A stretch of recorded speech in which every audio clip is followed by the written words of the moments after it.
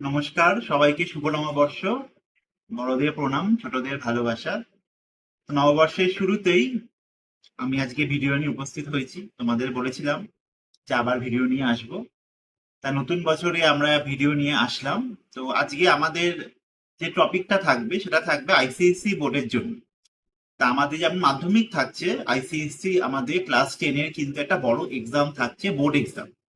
তা এই যে বোর্ড এক্সাম থাকছে, তার যে ফিজিক্স প্রিপারেশন আমরা কিভাবে করব, সেটা যদি আমরা একটু ডিসকাস করে নিই তোমাদের সাথে যারা বোর্ড এক্সাম দিচ্ছ।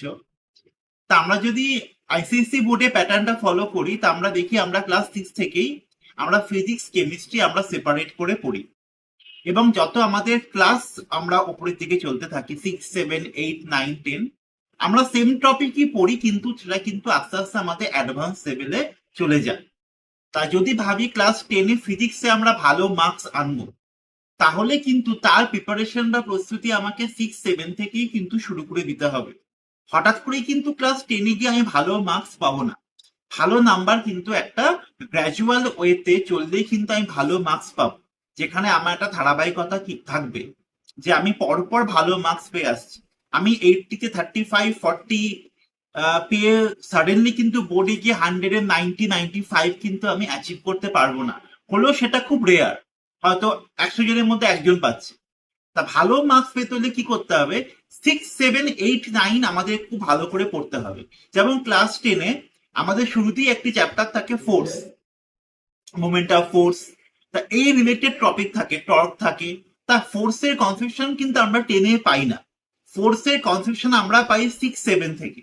তা যারা এখন ক্লাস 10-এ আছো, পড়ে বুঝতে পারছো না যে ফান্ডামেন্টাল কনসেপশনটা কি দিচ্ছে, কোনো টিচারের কাছে টিউশন পড়ছো, বা স্কুলে পড়ছো, বা ফিজিক্স কলেজে পড়ছো, বা অন্য কোনো অনলাইন প্ল্যাটফর্মে পড়ছো, তারা কিন্তু তোমাকে ক্লাস 10-এর মতো করেই কনসেপশনটা দিয়ে কিন্তু বোঝাবে। সেটা কিন্তু অ্যাডভান্স লেভেলে। আর যেহেতু পার চ্যাপ্টারের সাথেই, পার টপিকের সাথে আমার নিউমেরিক্যাল রিলেটেড কোশ্চেন্স থাকছে, লজিক রিলেটেড কোশ্চেন্স থাকছে, যে ফান্ডামেন্টাল কনসেপশন কিন্তু আমাদের রেখে দেওয়াটা খুব জরুরি। যদি আমি 10-এর বই খুলে, 10-এর বুক খুলে, ফিজিক্স বুক খুলে ফোর্স না বুঝতে পারি, মোমেন্ট অফ ফোর্স না বুঝতে পারি যে কি আছে, তাহলে আমি বলবো 7, 8-এর বুকে ব্যাক করে চলে যাও। 10-এর বইতে তুমি ওটা জানো ধরেই মুভ করেছে, 7, 8-এর বইতে কিন্তু সেটা আমরা জানতাম না। আমরা একবার 7, 8-এর বইতে ব্যাক করে চলে যেতে পারি যদি আমার আন্ডারস্ট্যান্ডিং এ স্ট্রাগল হয়, টিচারের কাছে চ্যাপ্টারটা করার পরও স্ট্রাগল হয়, যদি আমার মনে হয় না আমি এটা বুঝতে পারছি না, তাহলে একবার 7, 8-এর বইতে ব্যাক করে চলে যাও। সেখানে কিন্তু ফোর্স আমাকে খুব ডিটেলে বলে দিচ্ছে যে ফোর্স যখন আমি ক্যালকুলেট করছি মাস ইনটু অ্যাক্সিলারেশন, ওখানে কিন্তু আমি ডিটেইলে বলছি যে মাস অ্যাক্সিলারেশনের প্রোডাক্ট ফর্মাই হচ্ছে কিন্তু আমাদের ফোর্স। সেখানে কিন্তু ওয়ার্ক আমাকে ডিটেইলে বলছে যে ফোর্স আর ডিসপ্লেসমেন্টের মাল্টিপ্লিকেশনটাই হচ্ছে আমার ওয়ার্ক। সেটা কিন্তু আমি 10-এর বুকে গিয়ে পাবো না।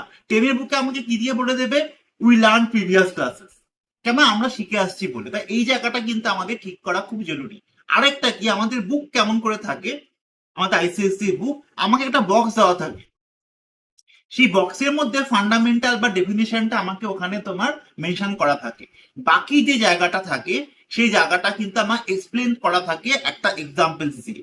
আমরা বক্স করা জায়গাটাই ভালো করে পড়ি, এটা মোটামুটি কোনো ডাউট নেই, ফর এক্সাম, ফর ডেফিনিশন। কিন্তু লাইন বাই লাইন সেটা কিন্তু আমাদেরই পড়তে হবে।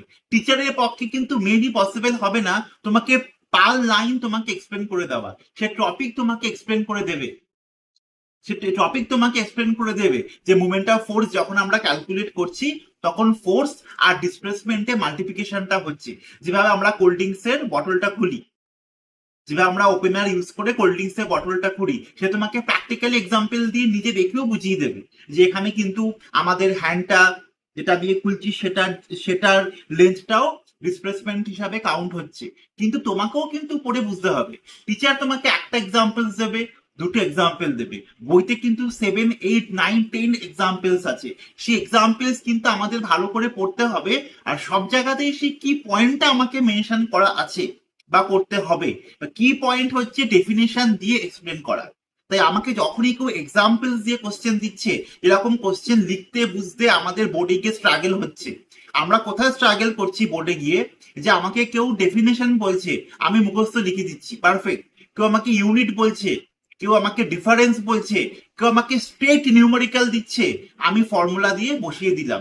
কিন্তু যখনই কেউ আমাকে একটু আমার কাছ থেকে এক্সপ্লেনেশন চাইছে যে ওয়াই ওয়াই, এর অ্যান্সার করতে গিয়ে বা আমাকে বলছে এক্সপ্লেন যে এই এই জিনিসটা কেন হচ্ছে, এই ইনসিডেন্টটা কেন হচ্ছে, যখনই আমাকে কেউ এই টাইপস এক্সপ্লেন করতে বলছে, তখন কিন্তু আমাকে দেখতে হবে যে যেটা এক্সপ্লেন করতে বলছে সেটা আমার কোন ডেফিনেশনসের মধ্যে গিয়ে আসছে, সেই ডেফিনেশনটাকে কিন্তু ওই এক্সপ্লেনেশনের মধ্যে আমাকে ইনক্লুড করে আমাকে লিখে দিতে হবে। ধরো ক্লাস 9-এ আমাদের একটা চ্যাপ্টার থাকে ডিসপ্লেসমেন্ট ডিস্টেন্স, তো ওখানে আমাদের কেউ কোশ্চেন ছিল যে কোন কন্ডিশনসে ডিস্টেন্স ডিসপ্লেসমেন্ট ইকুয়াল থাকে, এরম এরম এরম এরম আমাদের কনসেপশনের কোশ্চেন আসে। তা আমার যদি কনসেপশন থাকে যে আমি যদি স্ট্রেট পাথে যদি যাই, তাহলে কিন্তু ডিস্টেন্স ডিসপ্লেসমেন্ট ইকুয়াল থাকে, যে আমি কার্ভ হয়ে যাচ্ছি then displacement is less than distance. তা এই কনসেপশন কিন্তু আমাকে টেনে নিয়েও চলতে হবে, টেনে নিয়ে কিন্তু তোমার কেউ বলবে না যখন আমার কার্ভ হয়ে যাচ্ছে তখন ডিসপ্লেসমেন্ট কিন্তু শর্টার ডিস্টেন্স হয়ে যাচ্ছে কম্পেয়ার টু দ্য ডিস্টেন্স।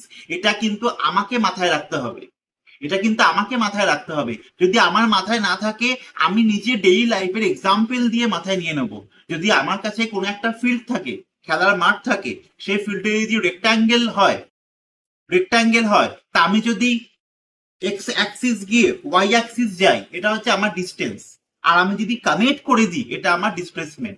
আমি নিজে প্র্যাকটিক্যালি করে দেখতে পারি, নিজে মাঠে গিয়ে করে দেখতে পারি যে এক্স্যাক্টলি আমি দেখি তো যে আমি এখান থেকে স্টার্ট করে মাঠের এই পয়েন্ট থেকে এই পয়েন্টে আসলাম, এক্স অ্যাক্সিস আসলাম, ওয়াই অ্যাক্সিস আসলাম, আর একবার কি করলাম এই স্টেট ডিসপ্লেসমেন্টে গেলাম। যদি নিজে একবার করে দেখি তাহলে দেখবো ডিসপ্লেসমেন্টটা শর্ট আসছে, আমাদের মাথায় কিন্তু সারাদিন থেকে যাবে। এমন করে কিন্তু আমাদের পড়া প্রয়োজন।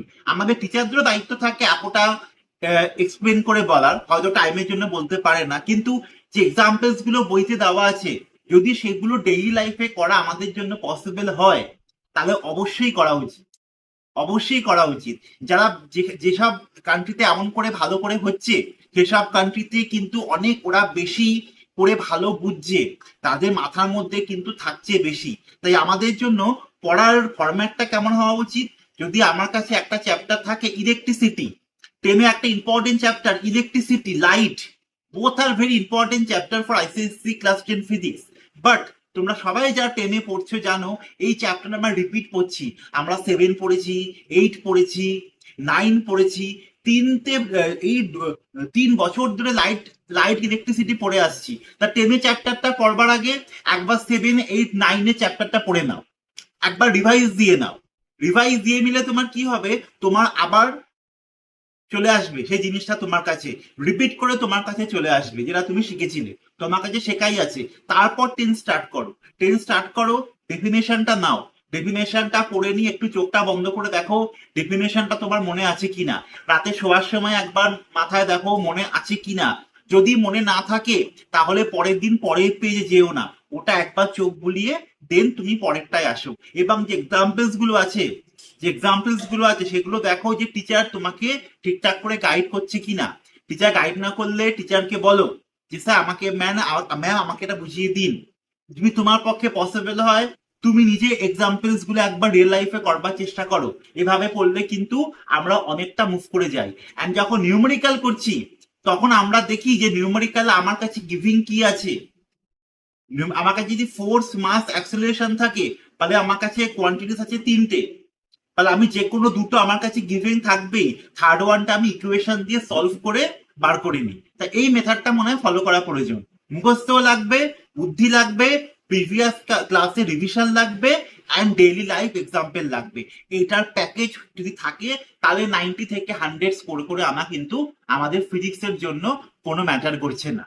ফিজিক্স কিন্তু আমাদের এমন করেই করতে হবে, আমাকে রিভিশন করতে হবে প্রিভিয়াস ক্লাস, সেকেন্ড আমাকে ডেফিনেশন ভালো বুঝতে হবে, 3 এক্সপ্লেনেশন ভালো করে বুঝতে হবে, 4 এক্সাম্পলস গুলো নিজে করবার ট্রাই করতে হবে, তাহলেই কিন্তু ইন্টারেস্ট থাকবে।